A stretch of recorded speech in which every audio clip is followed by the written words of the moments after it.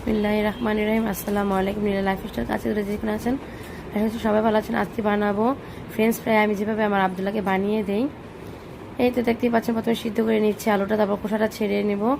তারপরে 2 পিস করে এটা গরম তেলের মধ্যে একেবারে সুন্দর করে ভেজে নেব। কড়কড়া করে ভাজবো না, হালকা বাদামি কালার হয়ে আসলেই এটা আমি করে নিব, তুলে নিব। কারণ অত ছোটো মানুষ, সেজন্য ওকে আমি বেশি একবারে ভেজে খাওয়াই না। একটু আলুটা খাক। আলুটা হচ্ছে কার্বোহাইড্রেট, ভাতও কার্বোহাইড্রেট পাওয়া যায়, তারপর আলুটা একটু আয়রন আছে, কার্বোহাইড্রেট আছে, নানান পদের ভিটামিনটা এটার সাথে সংযুক্ত আছে। সেজন্য আমি এভাবে একটু খাওয়ানোর চেষ্টা করি, আর আমার ছেলে এভাবেই খায়। আর দেখতে পাচ্ছেন সাথে একটু সস নিয়ে নিয়েছি নামের। এটা নামের বলতে সামান্য ভরায় ভরে ওকে দেওয়া হবে। যাই হোক, আমি যেভাবে খাওয়াই আমার